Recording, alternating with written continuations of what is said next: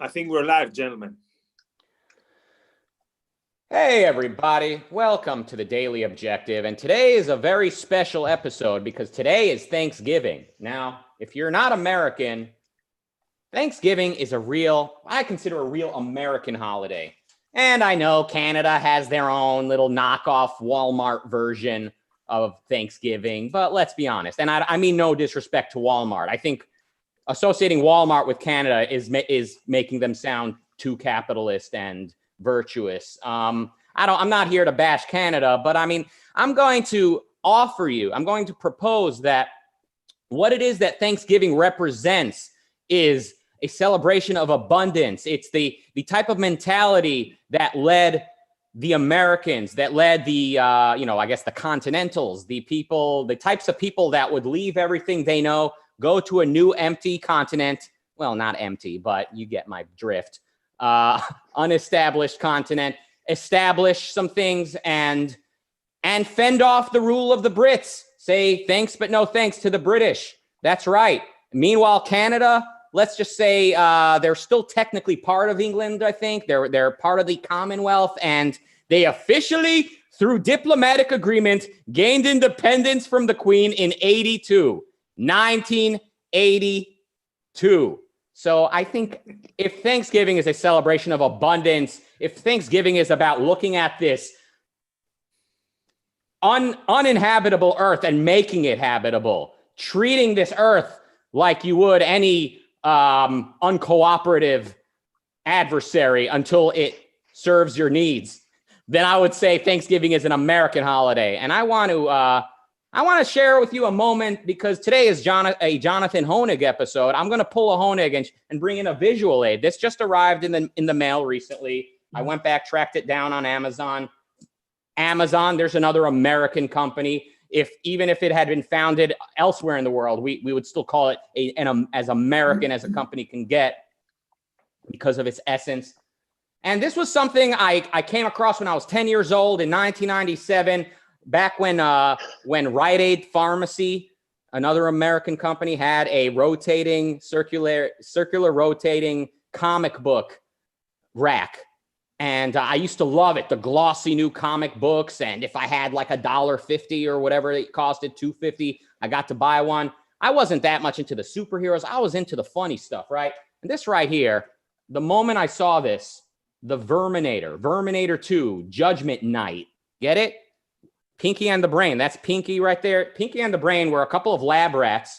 You see them there? You could sort of see it. Pinky and the Brain were a couple of lab mice, rather, not rats, lab mice. And every night after the scientists left, they would scheme. And Pinky would say, "What are we going to do tonight, Brain?" And Brain said, "Same thing we do every night, Pinky. Try to take over the world." And this right here, Verminator 2, to get it? Vermin, like they're spoofing what I considered to be the most badass movie ever at that time, Terminator 2. I mean, it's still probably one of the best. So this to me, this to me meant something. I'm still struggling to this day to put it into words, what it means. But they were lampooning, they were sort of spoofing Terminator in a certain way that I found hysterical. They were taking this one brand, Pinky and the Brain, integrating it with Terminator. And not everybody gets it, you know. I can hear some of the objectivists wagging their finger saying, "That is not art. That is not art. That is nihilism. They are using art to destroy art. Western civilization is standing on its final flimsy toe, and this comic book trash is knocking it over the edge." And I say, look, if the world needs to end for this to exist, then I would say at least the world had a good run. So we're going to talk about Thanksgiving today and what it means to be truly American. Please welcome a man who is about as American as it gets. Little did I know at a time when I was flipping through comic books on the Rite Aid rack. This guy over here, he was on MTV, he was on CNN, he was all over the place. He was a frosty tip, hip young man with a lot to say and a lot of aspirations to make that loot and achieve some prosperity in this world. Please welcome the man of Chicago himself, Second City's Jonathan Hoenig. Thank you. Thank you so much, Rucka. I'm so happy. Yes, but I was on the grind with Eric Nees in the 1990s. I'm so happy you saw me and ultimately have been influenced and we've learned together. We've become students of objectivism together. And I'm delighted to be with you today, to be with Nikos today, and be with our audience today from the Ayn Rand Center UK, especially our subscribers, and we'll talk about that then. But I wanted to be on the Thanksgiving Day show because this is my holiday. I feel such an attachment to this holiday, such a real love of this holiday in a way that differentiates it from everything else on the map. So I thought, maybe a place to start was we'd start with what Ayn Rand talked about when she talked about Thanksgiving. She said, and you're right, she said it's a typical American holiday, I'm quoting now, in spite of its religious form. And, we know a lot of people say, oh, thank God for the harvest, thank God for this and that. Rand says, despite of its religious form, giving thanks to God for a good harvest, its essential secular meaning is a celebration of successful production. It is the producer's holiday. The lavish meal is a symbol of the fact that abundant consumption is the result and reward of production. And that's really what it is. I mean, this is the producer's holiday. When we think about what our images of Thanksgiving, it's always this sick, awesome spread, or more lately now, it's relaxation. It's like football with your friends, hang out with your family, playing with your dog. It's a day to relax. It's not a day to self-flagellate. It's not a day to deny yourself or to worship some kind of God. It's a day to thank yourself for your own production and thank all the producers for all the wealth that they create. And it makes me think of that wonderful scene from Atlas Shrugged where Hank Rearden is sitting around. It's actually a Thanksgiving meal. And Philip and Lillian, they're all thanking everyone else. They're all thanking the cook. They're thanking everyone else except for Hank Rearden, who's the one who actually created all that wealth. So, Rand has that wonderful quote. And I know some people say it's not actually, it's been disproven, but she says that Americans are the ones who created the term to make money, the phrase to make money.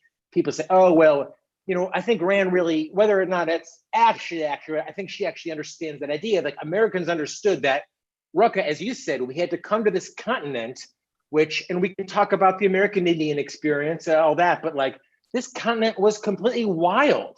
There was no even property rights in America at that time.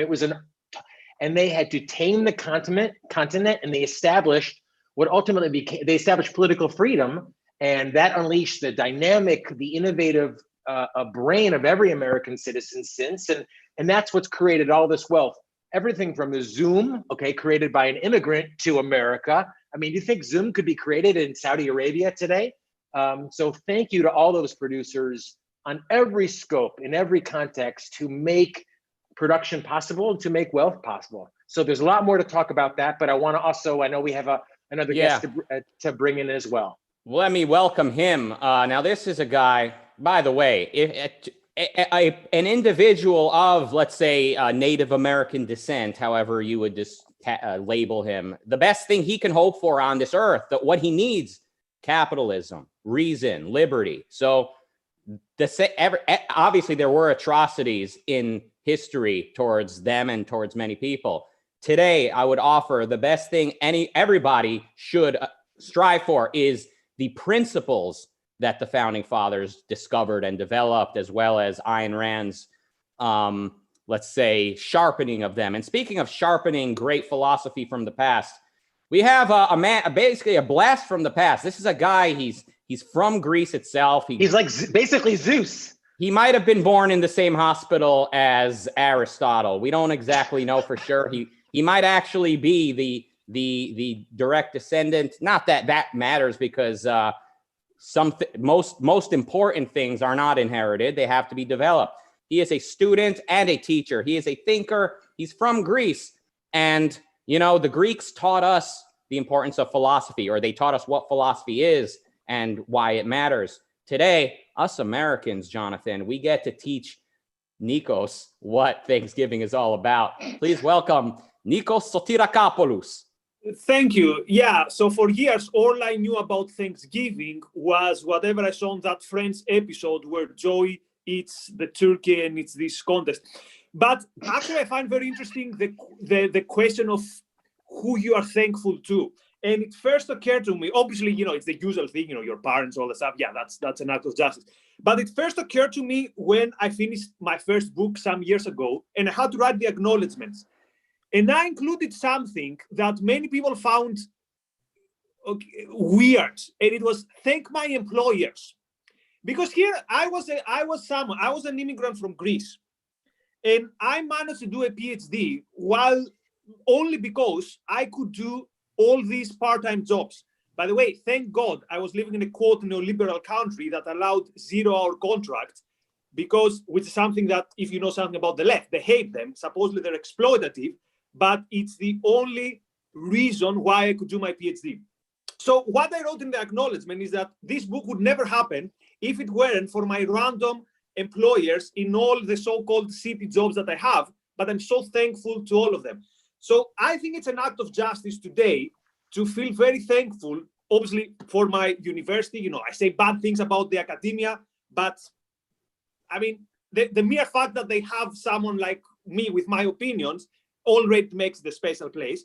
Obviously, to the Ayn Rand Institute, but also, and that's very important, it's going to sound cringy, but I feel thankful for the work the Ayn Rand Center UK is doing. And let's be honest, more specifically, the work that the Lord Emperor behind the scenes is doing. Because, yeah, there are so many reasons, but I don't want to be cheesy. But I think it's an act of justice to say, thanks, Razi, you're doing a great work. And this is perhaps the only contribution I can make, because I have no idea about Thanksgiving, and I don't want to culturally appropriate you guys, so you can continue. Well, one of the speaking of contributions, if any of you watching this want to show your thanks to us, we do have now a super chat feature where you can send money, and you can attach a question or comment to it if you like. It supports the Ayn Rand Center UK, so we could continue to grow, continue to bring you wonderful content, as well as spread the good word, so that maybe someday the whole world could be part of America. Not literally, but low key, if we had to pick one country to annex everyone, maybe America would be okay. I'm joking, of course. We want more than one country. But anyway, back away from my tangent, we do have a super chat feature now. Jonathan, what's on your mind right now? Yeah, I mean, it's about, and I think, Nikos, your point about thanking your employer, you don't thank, this is going to sound kind of harsh, but like, you don't thank the bum on the street. You don't thank God. You don't thank the needy. You thank your employer, because your employer is pretty productive. They've created something that allows you to be productive. And I think it's perfectly appropriate on Thanksgiving. And that's exactly the reason why I'd love some of our viewers on Super Chat now to friggin' kick us friggin' pounds. I don't know, what is that, like $4, $2? Because what we're doing is bringing you ideas that are gonna change your life. And a great example is, I'll share my screen once again. People say, oh, it's all about money. You're all into money. Well, thanks to producers, look how cheap it is. Now, Nikos, on that Friends episode you watched, Joey was eating a turkey, right? Well, pretty lavish meal, but thanks to, and of course, the Farm Bureau says the American farmer, but I say the American producer, all the people along the supply chain that have made food. I mean, the problem in America is that we're friggin' fat because food is so cheap and it's so widely abundant. And that's a mark of great affluence. And look at, a lot of this stuff has gone down year over year. Turkey's cheaper than it was last year. You can have a pretty sick Thanksgiving meal for $5, $6 a person. And you know what? You can panhandle that even downtown in America and probably in Chicago within an hour. So, for me, again, I'm thankful to everyone who does, if you will, his or her part. iPencil is pretty controversial if you know the book or you've seen the film. Everyone along the supply chain is in their own self-interest, right? I mean, from the farmer to the truck driver, their own self-interest. They're doing it to make money, but I'm ultimately the beneficiary of it. So I say thank you to everyone who gets up in the morning and goes to work to make money for themselves, because some way along down the chain, I know that I'm benefiting from it. And I thank them, and I thank all of our viewers for making us a part of their world. Yeah, I mean, I think we should always remember to separate the concept of thanks from sacrifice. So people might think, well, if we're just living in a world of traders, then what's thanks for? So are you saying then, I would ask them, that the concept of thanks only comes into existence relying upon the lower concept of sacrifice?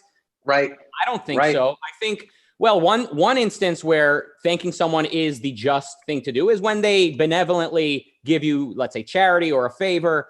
They help you out. They do something that you're not really paying them for, but they're doing it for their own values. They're doing it because they believe it's a good thing to do, and it's not a sacrifice on their part. In that case, you thank them, and that is sort of your version of trading with them. Let me quickly jump in, as they used to say on the old, let's check the tote board. Thank you, Mary Eileen One, for a big $10 contribution. Thank you, Daniel, for £5. And a shout out to Rucka and Nikos and all. Thank you, Brian. I mean, you guys are giving us a lot of spiritual ammunition to keep these ideas. And ideas are what move the world. I mean, think about how, I mean, Rucka, you remember that old King of the Hill where Bobby talks about thanks taking? You know what I mean? How do most people, even in America now, view Thanksgiving? You know, this idea like, thanks for nothing. We stole America from the Indians. America is a bad place. It's focused on slavery, but you know, objectivism is pro-America. It's pro-Thanksgiving. It's pro-patting yourself on the back and others who, as you said, you're not sacrificing for, but you're trading with. Something also on the thank you thing. How cool it is that this is the one system that when you go and buy, let's say, something from the supermarket or wherever, notice how both sides say thank you. I'm not sure this has been the case. So, of course, I've never lived in a purely socialist country, but specifically in the old statist days in Greece, or you have to deal with the Greek state. Usually what happens is you go and you see someone who couldn't be more bored, and they would wish you weren't there, and you wish that person was not there. So there's no point in saying thank you. Best case, you do your job, and then you leave, or sometimes, you know, you have to pay extra money under the table. So yeah, they say capitalism is alienating. They say all these things, but think about what other system is there where you both say thank you. So that's why I don't want to hear this thing that, oh, when money is involved, everything is corrupted. And quite often, Raz is probably behind the scenes laughing because he knows the story. But if you think about it, you know, there's this honorable thing. Oh, no, when money is involved, honor is out of the window. But actually, when what is involved is a trade, and what is involved is something that ends up with both saying thank you with a smile in their face, that's the most, what's the opposite of alienating? That's the most humane way of dealing that is problem. And quite often it's not money, it's appreciation, it's a joy that you feel, or encouragement. Think about how often you're down and you listen to a song, which, by the way, you have the whole library in the history of humanity for free, and you get cheered up. So that's also a moment where you could say, that's cool. That's really cool. Yeah. See, even the Greek guy gets it. Even you don't even have to be an American to really celebrate Thanksgiving. But yes. Yeah, like I was talking about, like when someone does you a favor, then thanking them, I think, is definitely in order. But really, I think in a trade, yeah, such as checking out at the supermarket, each one says thanks. But you know, on a larger scale, you might thank the inventor of the supermarket. You might thank Jeff Bezos for eliminating the need to go to the store. You might think, definitely people could probably get on board with this easily, like thank someone who wrote the music that's enhanced your life so much. Obviously, they didn't do it for you. Most likely, they've never heard of you. They did it selfishly, but look what greatness that brought into your life. So you thank them just like you might thank a person close to you, and you kind of tell them affectionately, thank you for being you. I think, isn't that just the greatest type of thanks you can give someone? So I see the American conception of Thanksgiving as very much kind of win-win. Life is good. You know, let's enjoy this abundance. Let's watch our children survive past birth and grow up and have children of their own, and watch each generation having less and less of a British dialect until it's eliminated. You know, let's enjoy life. So I think benevolence and Americanism definitely go hand in hand. And it's unfortunate that in the modern world, and I think you might even see it in some children's entertainment, like what I was attracted to. They try to use this kind of propaganda that links capitalism with sort of win-lose, or that when somebody sells you something, you don't owe them thanks because, you know, they didn't do it for you. Well, yes and no. I mean, if you're truly benevolent and you appreciate how much value this person has brought you by pursuing their selfish ends, you can definitely offer them thanks, and that would be the rational thing to do, I believe. Well, but I have to say, you know, Ruck, I've been obviously out of school for a long time, but, you know, just look at some of the kind of headlines of what, and I know this is being taught in school now, this whole idea that, you know, they call it thanks taking. And it's really the stuff that used to be lampooned, you know, this whole idea that, you know, America really belonged to the Native Americans, and we took it from them, America took it from them, and that we're somehow cursed from the past. Rand has actually a great discussion of this, and this is actually available on YouTube. This is her 1974 Q&A at West Point, and I won't quote her, I'll let our audience read, but I'll just say, and this is me talking now, obviously not Miss Rand, but, you know, I think if anyone should be thankful for America, frankly, in my opinion, it's the descendants of the Native Americans who lived here. Because, again, this is I'm not a historian, but they lived here without property rights, without civilization. They were nomadic, really brutal tribes who, yes, lived off the land, but that's kind of all they did. They were very, very primitive, very mystic. And the best thing, in my opinion, that happened to them was you know, I don't think of the so-called white man, but let's just say at that point, the Europeans showing up with this basic idea of property rights. And that was the best thing, was that transformed the continent, that created all the wealth that now every subsequent moment from that point on, I mean, life got better on the North American continent. So don't two things though. I'll be here Please. The voice of dissent in two ways. The first one is that to appreciate something, you have to do it with your own free will. So obviously those who perished because of this without being the aggressors, then we have to be careful not to fall in the neocon thing that this is something that has to be forced on people, because as we know from objectives, if you don't use your free will, no one can think for you. Therefore, this is something that has to be voluntary, and the problem was that this was not voluntary.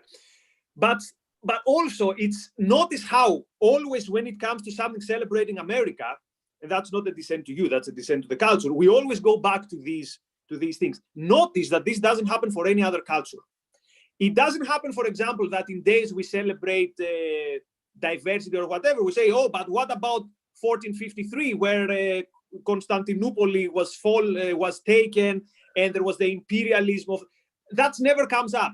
So there's always this uncomfortable attitude when it comes to the history of America. And one could think, is it because of America vices, which, let's be honest, they were real, and you mentioned some of these things, or is it because of its virtues? Because if it's because of its vices, why don't we discuss the same vices with other historical periods? Wait, but let me ask you, are you saying vices in terms of the so-called treatment of Native Americans when the Europeans got here? That's the vice you're referring to? One of many historical examples of vices. I would have many more, but the thing is, just pointing out though, the so-called Native Americans, I'm just gonna throw this out there, Nikos, as I understand history, but as I understand it, they had no concept of relations. It was tribal warfare, and even so-called deals that were made with the Europeans were quickly reneged upon in terms of selling pieces of property, etc. So, it was a tribal society, as I understand it, from the get-go. And I don't know. I look at the Europeans, and they were bringing civilization. They should. Yeah, but first of all, it's the Native Americans were not one thing. So you had societies that had this characteristic. You had other societies that were more peaceful or more had this idea that we say of, you have some piece of land. So, but Rand, no. Rand talks about any society that's a dictatorship, any society where property rights doesn't exist. I mean, she even writes about how anyone could go in theoretically and invade that because there is no concept of right, and you're liberating the people there. I mean, you know, I'm getting off a little bit on a tangent here, but I just don't like that perception of, you know, the Europeans, you know, being invaders who wronged the Native Americans who lived here. It was the best thing that ever happened to them in hundreds of years. By settling to a land which is not owned by anyone, you're not invading anything. However, that's not the whole story. Anyway, we're going to need a whole episode to discuss this. Yes. And again, here is the point is not who is historically right and who is historically wrong.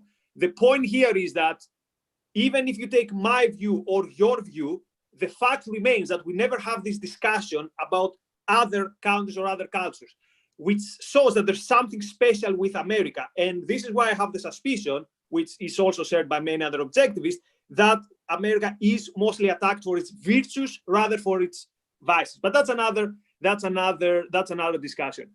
So, yeah, Rucka, is there anything else happening today which is worthy of mention?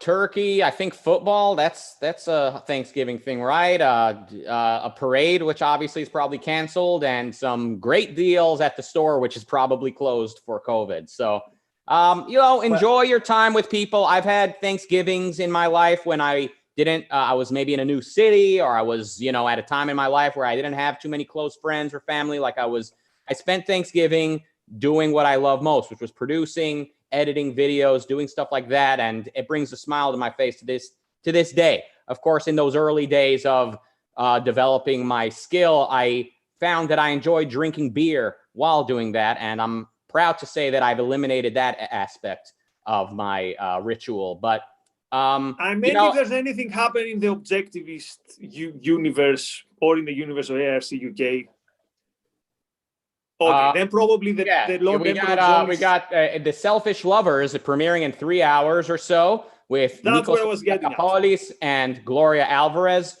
And look, guys, history is ill. History is ill. You read it, you end up hating everybody. But I'm being a little bit sort of tongue-in-cheek with that sort of dismissal. But I would like to have episodes dedicated to Columbus, dedicated to how a relatively civilized culture should interact with indigenous people. But the point at the end of the day, the point today and here and now is what I said earlier, that whether you're Indian of one type of Indian from India or of the American variety, whether you're white, black, Jewish, Hispanic, Chinese, there's a lot of different types of backgrounds and historical memories that people bring. But at the end of the day, what brings us together is capitalism, trade, liberty, and reason is how we communicate and how we trade and how we're able to make it work. So whatever problem ails you, I would recommend objectivism and the art, the literature of Ayn Rand as what to investigate. And it'll give you clues